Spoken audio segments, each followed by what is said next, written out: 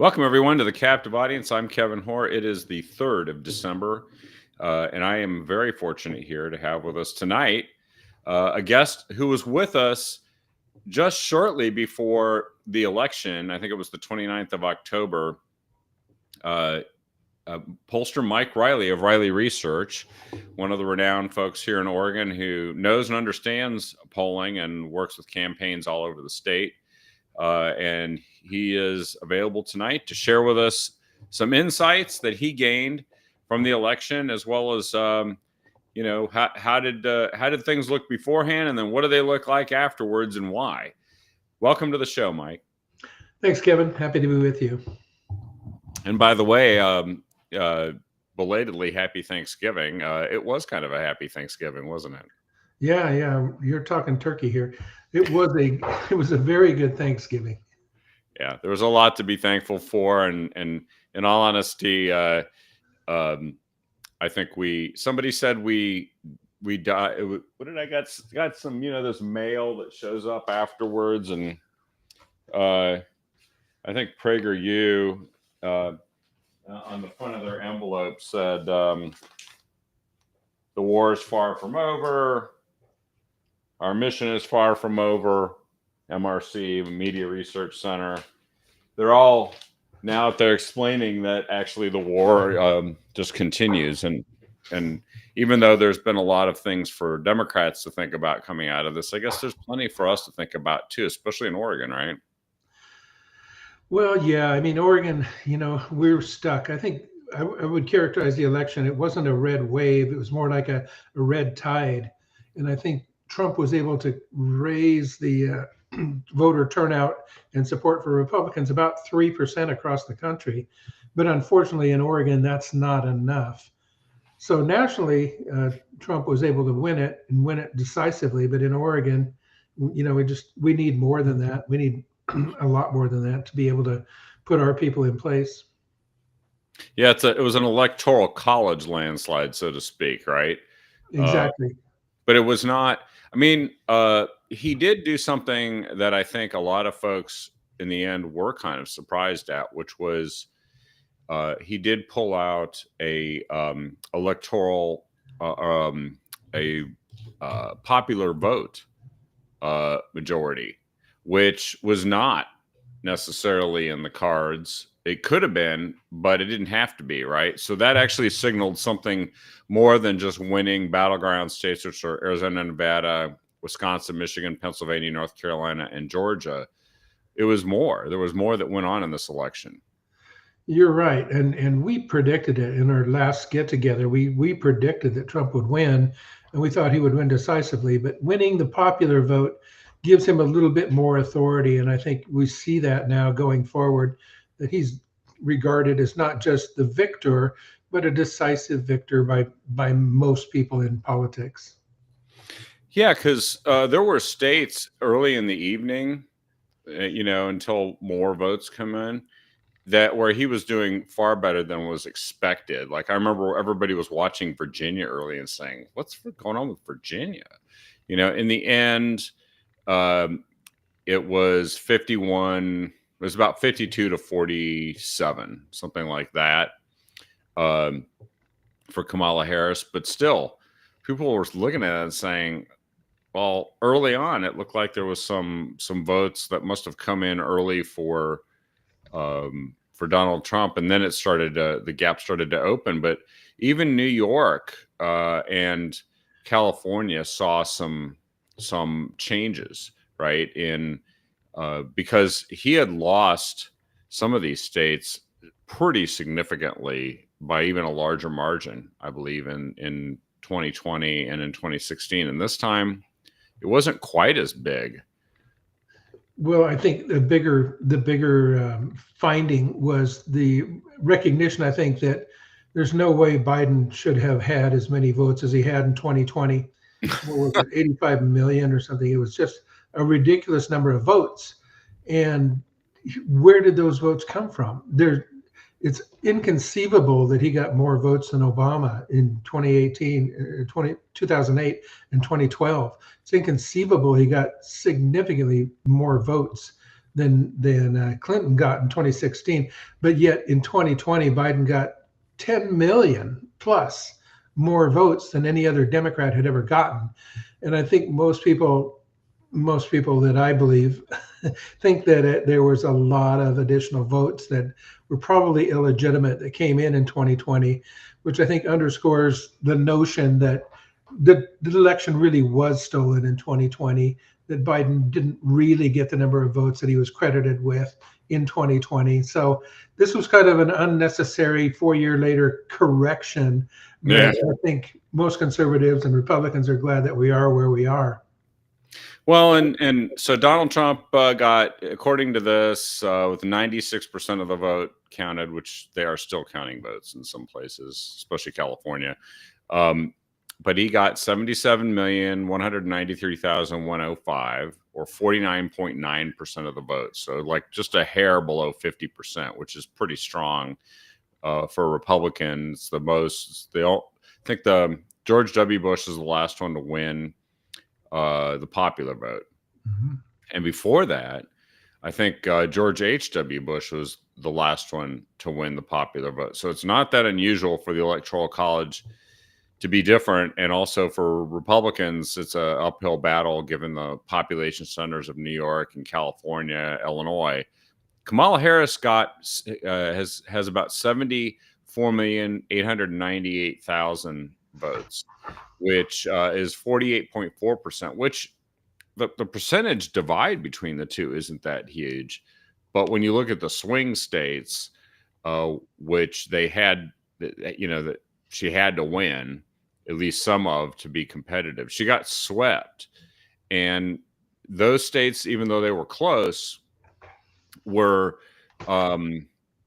not expected to be initially to be swept entirely by Donald Trump. They thought, well, Wisconsin, Minnesota, everybody knew Pennsylvania was the big one, right? Because that was 19 electoral votes, and it looked pretty early in the evening like that one was really heading in Donald Trump's direction decisively. But like you said, Joe Biden said, I think he got 81 million votes, and it's they say, and 77 million this time.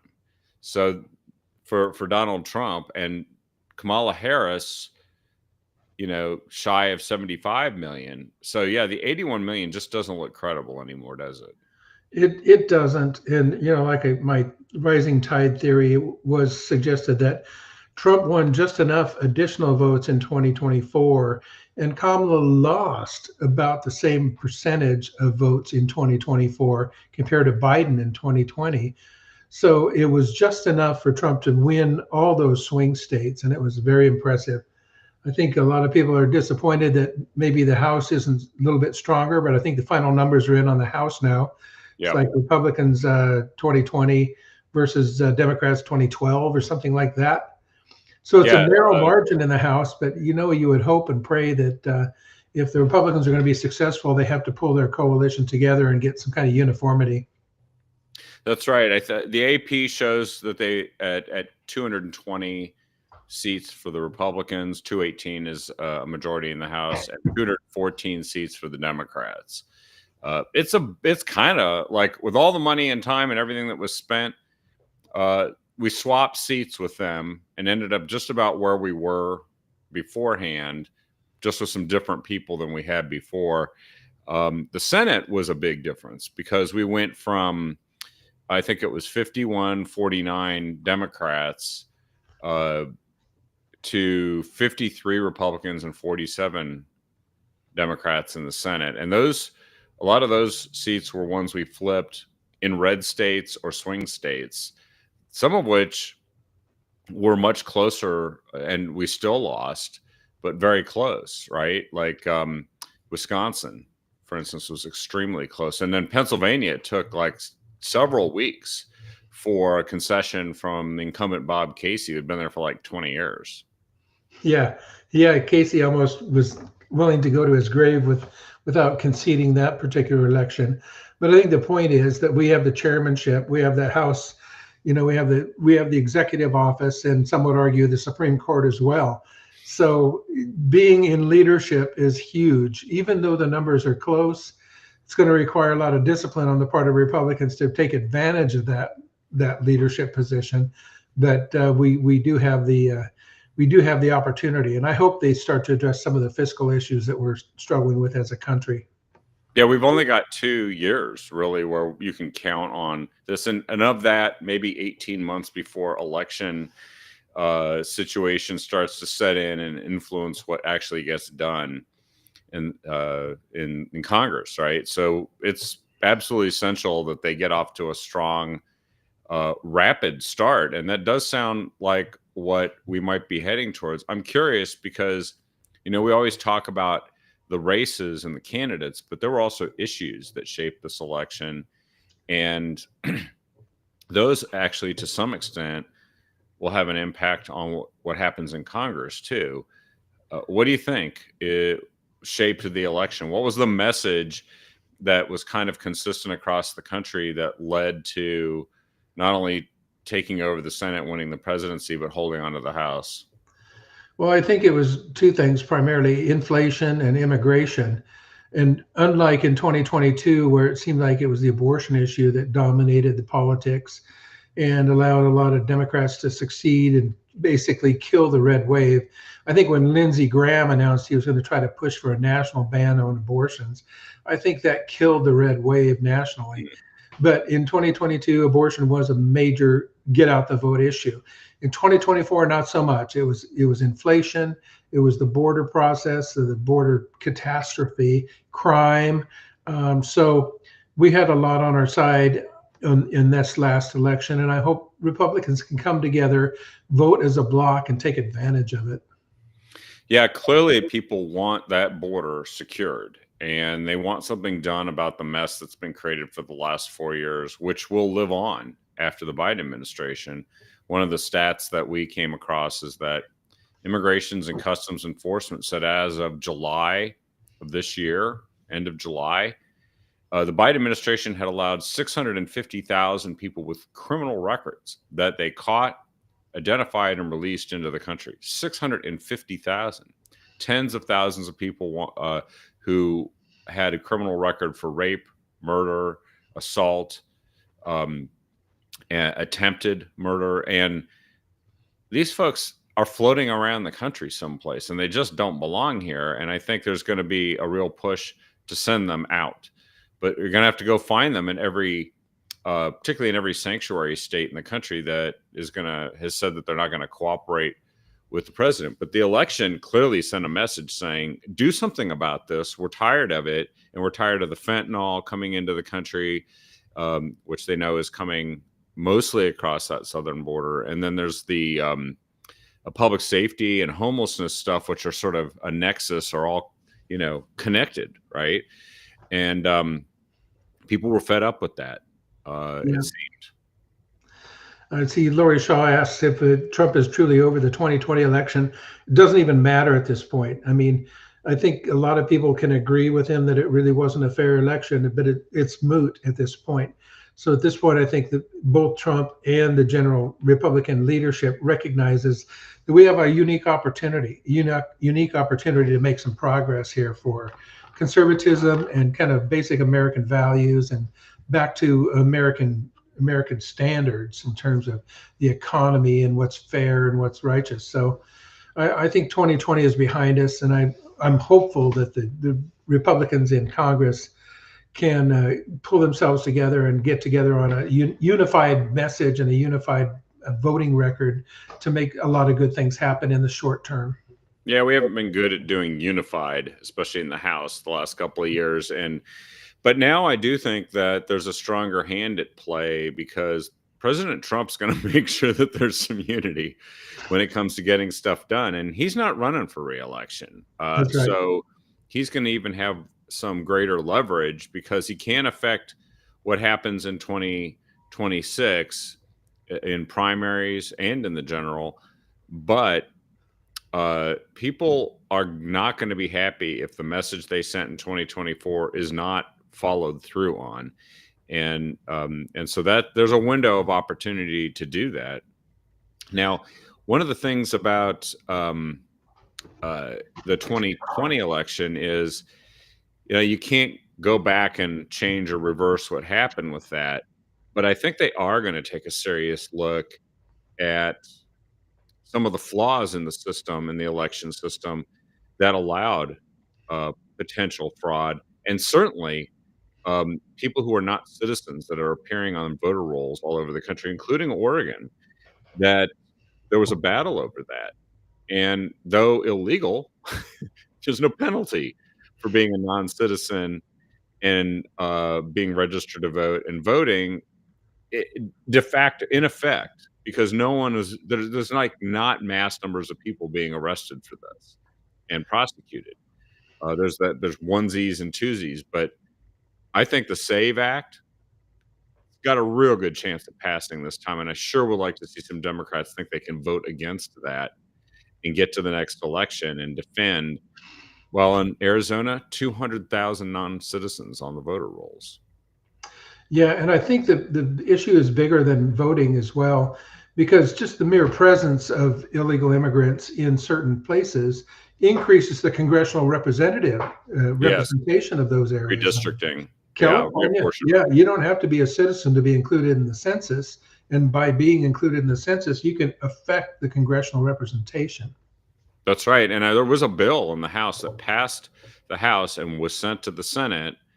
And there it remains with Chuck Schumer killing it, which I think this time will be a real battle to get that passed and signed into law, which was going to count and exclude from reapportionment non-citizens, which makes a lot of sense, especially if they're not legally present in the country, because that was one of the things that Democrats openly talked about is, yeah, well, sure, they would vote against this bill to exclude illegal immigrants from census tallying and reapportionment. They just wanted to count them as if they were residents and include them in the reapportionment.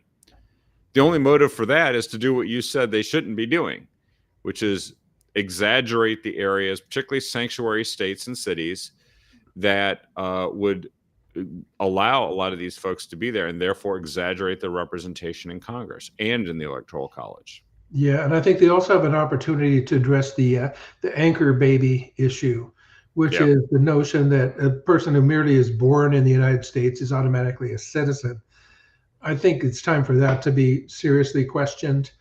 And I also think it's time for the Republicans to take advantage of the momentum they have to challenge the influence of the non-legal representation. Well, we dodged a bullet too, essentially in terms of taxes, because taxes, if the reverse result had happened, if Democrats took the House, kept the Senate, and won the presidency, taxes are going to go way up. And not the least of which would have been because of the expiration of the Trump tax cuts. Yep. And Democrats didn't do anything about that when they controlled all three back during the first 2 years of the Biden administration. So they just, if Democrats want someone to blame for that one, it should be them.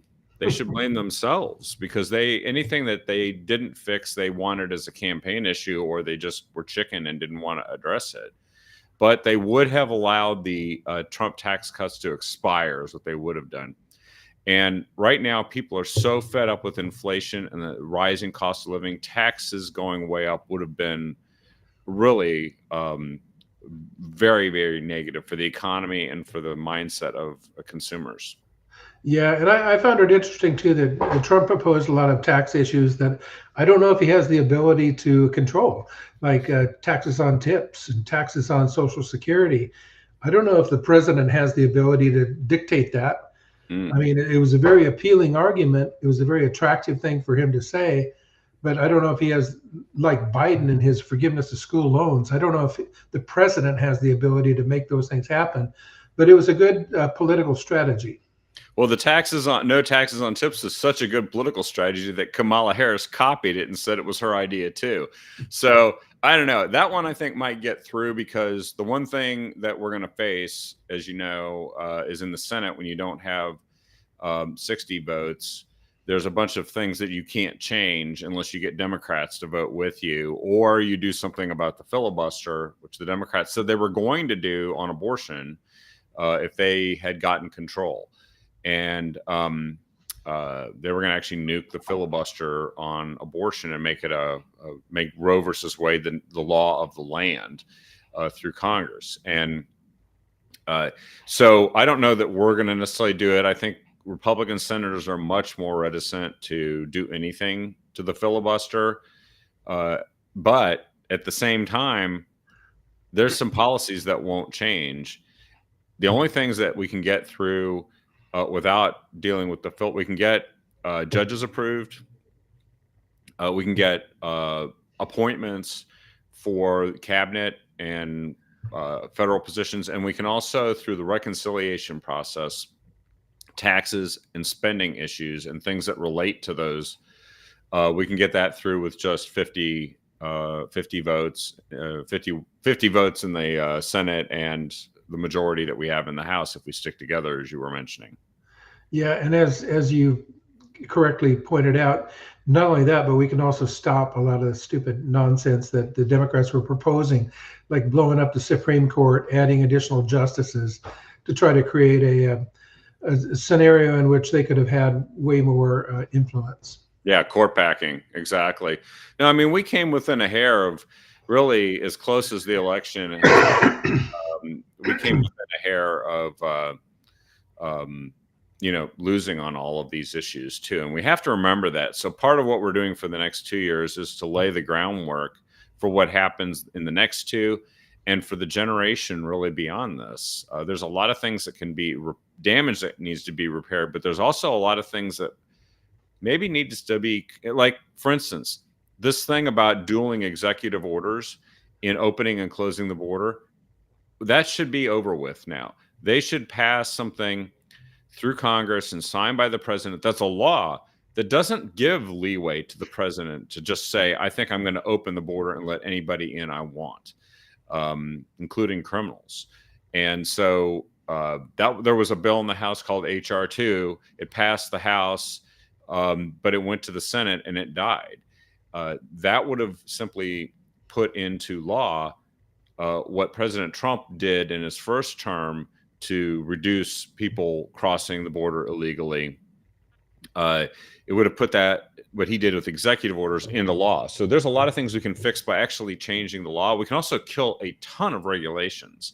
I know there's the Congressional Review Act, that all the stuff that Biden did for 4 years, really just piling regulations and red tape on top of red tape, and hurting businesses. We can actually make that stuff vanish with the power that we have now in Congress. Yeah, and I'm excited about the DOGE, the Department of Government Efficiency Committee with Musk and Vivek. It's a very exciting concept. It's radical, but it's exciting to conservatives because we've all known there's just radical over regulation in a lot of areas and inefficiency in a lot of areas that each one of us sees from day to day. Yeah. So I'm very excited by the potential of that. I've talked to federal workers. I'm sure you know some, and they're like, it's bad. I've seen it, and it really is. And then if somebody just takes a systematic view of this and says, there's all these redundancies, there's all these inefficiencies, there's all this money that gets appropriated and spent to no effect. Yeah. Or sometimes to make things worse. And we could get rid of all of that. I know their initial target is they want to get to $1 trillion in savings. Their stretch goal is $2 trillion. The budget is $6 trillion. We only take in $4 trillion in taxes. Yeah, and I know that the attempt at having a line item veto was defeated years ago. But even within the administrative branch, there's so much that can be done to eliminate the redundancy, the excess, the unnecessary stuff that's going on.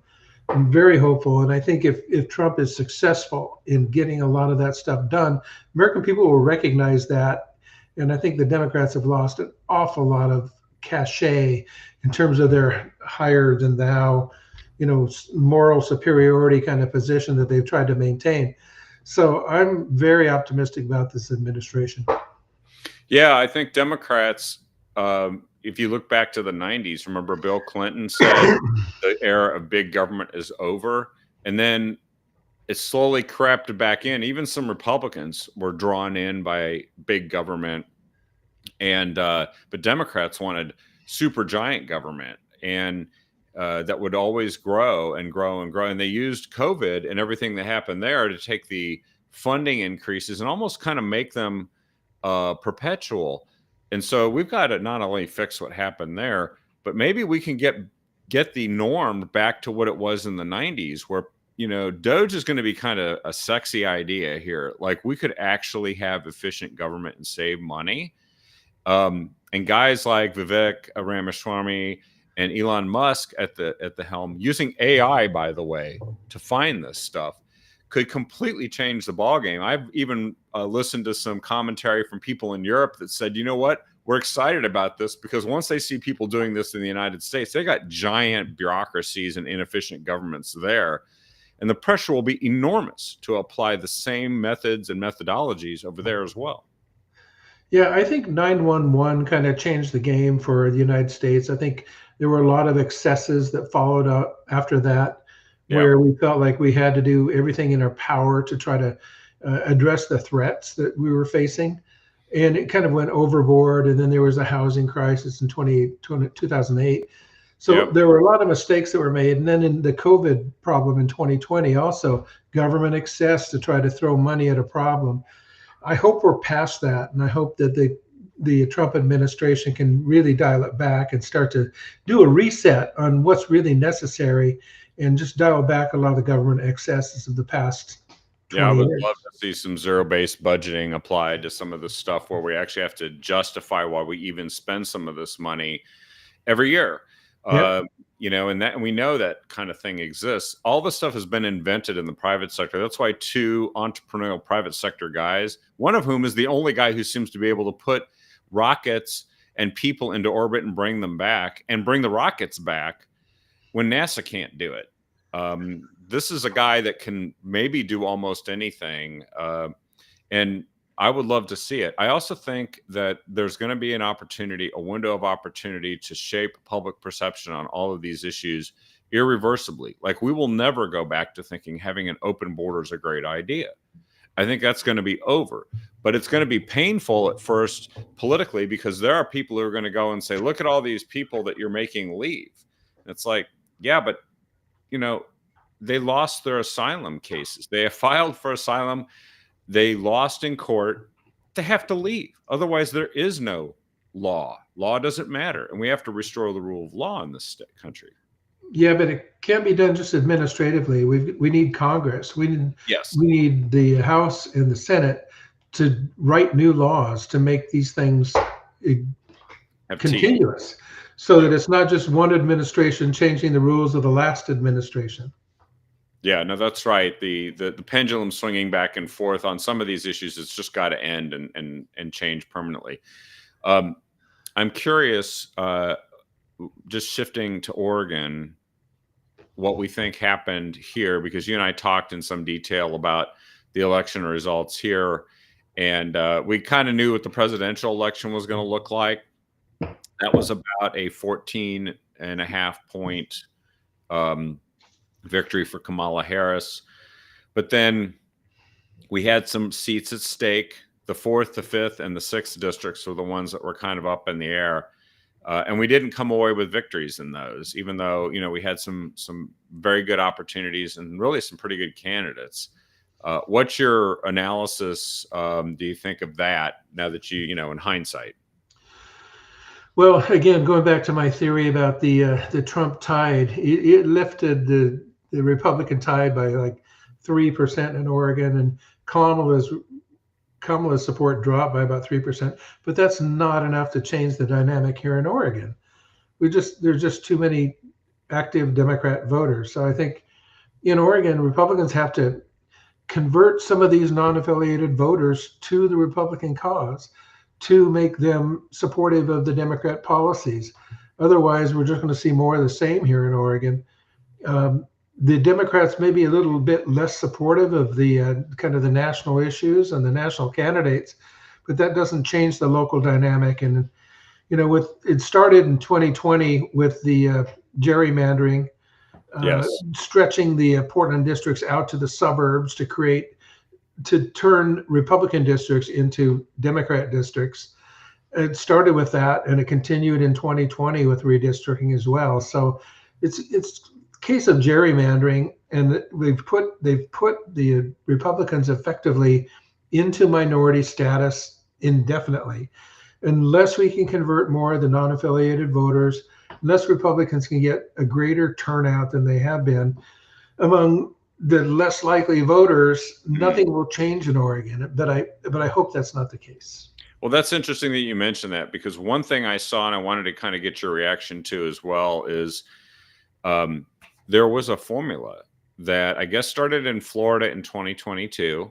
It was applied by a group called American Majorities Project, Ned Ryan. And it was applied, I think, in Wisconsin, Michigan, Pennsylvania, and I think Arizona, those 4 states. And it essentially went and focused on trying to turn out low propensity Republicans, particularly men, which are a disproportionate part of that group, and get them to vote, which then made everything a little bit redder everywhere. Like the deep red became ruby red, and the light red became deeper red. The swing areas became light pink, and the deep blue Democrat areas became a little bit light blue. Just in the swing states where they did this. It sounds like you're kind of suggesting that this is something we should be looking at here in Oregon if we're serious about it. Because I think 30% of the voters didn't vote, something like that. Is that right? Yeah, I think the thing that makes me a little bit more upbeat and optimistic is the efforts like people like Charlie Kirk and the Turning Point Project. Lots of younger voters, especially younger male voters, young college age Christian men, are starting to become active and involved in the process. And I think Turning Point was a big influencer in this past election. And I think people like him and causes like this are the potential future of the Republican Party for blue states like Oregon. Well, and we started winning a lot of Hispanic support across the country. I think the majority of Hispanics, and then Black men started kind of in numbers not previously seen, started defecting to the Republican Party just enough that many swing states saw a shift, even though we've seen some white female suburban voters sort of start to lean more Democrat over the recent election cycles. I don't think the Democrats had in their playbook that they would start hemorrhaging so many minority voters. Well, I think cat ladies are a dying breed. And so I think to the extent that the suburban voters are feeling the pinch of inflation, feeling the challenges that so many of us are feeling around the economy and the potential impact of illegal immigrants on not just the cost of providing for them, but also the impact on crime and other issues. I think there's a lot to be optimistic about. What do you think about what happened with the state legislature in Oregon and what we can expect to how this sets the table for the next state legislative session and also the gubernatorial race that probably will kick off any time essentially for 2026? Well, I have to admit, I'm relatively uninformed about local state politics in terms of the potential. I know that Republicans are at a very disadvantaged position. But on the other hand, people like Tina Kotek has been much more measured and thoughtful in her governance than Kate Brown was before her. So if the Democrats can moderate their position a bit, they can probably hang on to power longer than they otherwise would compared to like the national scenario. But I would love to see more Republican conversion of those non-affiliated voters, more turnout among Republicans to potentially impact statewide elections. Well, and that's how some of the folks like Dan Rayburn, I'm forgetting his name right now. He's the he beat Will Lathrop out for the attorney general position, and he just kind of did everything he could to pretend to be or Dan Rayfield, I meant to pretend to be moderate by revising Measure 110, which he used to be all for, and then playing, using abortion as sort of a battering ram too. But he tried to run as kind of a moderate, reasonable guy for attorney general, and he managed to hold off a strong challenge from Will Lathrop. And he outspent Will by like 2.5 million to 1.5 million or something like that. Yeah, makes a So difference. there's a huge economic disadvantage, and too bad, because Will was he's a great guy, and he was a great candidate. My gut says we've not seen the last of Will Lathrop. I hope not. I can't really say for sure now how, but let's put it this way: the Trump administration is looking for a lot of good people, for a lot of good things, and let's face it too. If you go on offense on the issues, and Democrats miscalculate, I think it would be a miscalculation, and do things like say we're a no compromise sanctuary state, where you can't deport rapists and murderers who are illegals from Oregon. We're not going to let you. I'd say that's not a really good position for them. In fact, no, I'm definitely opposed to rapists and murderers. Well, and if they think that this is a good opportunity with their supermajorities to start raising taxes again, that doesn't sound like a really good idea. And I don't see them doing a great job at solving homelessness or fentanyl addiction.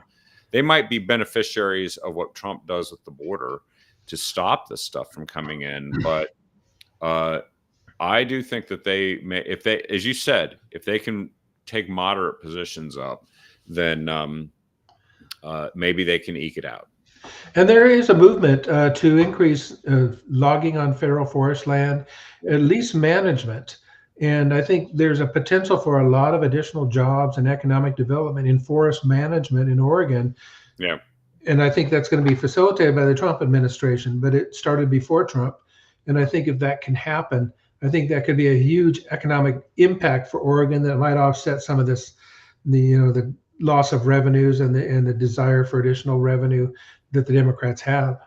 Yeah. And if the Democrats decide as a party to stand in the way of that, then they do so again at their own political risk. So we've got some wedge issues, don't we, that will matter in the next 2 years in this state. Well, yeah, and Val Hoyle didn't support that bill, that congressional bill to fix our Forest Act, facilitate additional forest management to reduce fires. I My know. gosh, if you're against carbon, if you're against smoke and air pollution, why in the world would you support that bill for forest management to reduce the load, to thin the trees, to generate revenue for the state? My goodness, why would you support that? Some of the counties that are in the worst shape because of that are in her district, like Curry County and Lincoln County, Lane County, Douglas. They're all dramatically impacted by the loss of public safety and education revenues that come from the sale of those harvests from the forests. And so there's an opportunity. And I did notice, and you're right, Tina Kotek's been more measured when other blue state governors came out and said, we're fighting Trump. And they literally didn't wait 48 hours and after the election was called to start saying that. I noticed I didn't hear anything from Tina Kotek for about a week. And then she came out and said, well, where we can work with them, we'll work with them. And where we don't agree, we'll stand by our values. Pretty soft statement for a progressive. Yeah. Well, I really appreciate you taking the time to go through this today. Did you have any last thought that you wanted to share, and something that people should think about when they think about polling going forward as they pay attention to the things that are happening in our state and across the country? Well, I would say that the polling industry has come under some criticism, but they're effectively pretty accurate. You know, they were way off in 2016. They were closer in 2020 nationally, and they were very close in 2024. They had the Republicans basically even with the Democrats, when in fact the Republicans were a little bit ahead. But that was a better polling result than we had seen in 2020 and 2016. So I think they're getting closer. They're not getting it quite right, but I think that works to the Republicans' advantage to be running as the underdogs.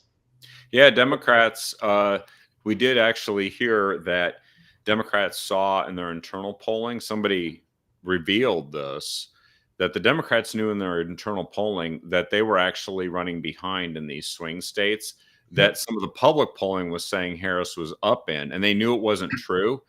And there's some really angry donors now who were told that she was winning when she wasn't, that wrote big checks. And I think they might have done some damage to their donor base with that, who will not believe them telling this stuff. Now, having said that, you and I both know, right? Margin of error could say that Harris was up, but we know from the last 2-3 elections now, Trump himself and many other Republicans outperformed those polls by just a little bit.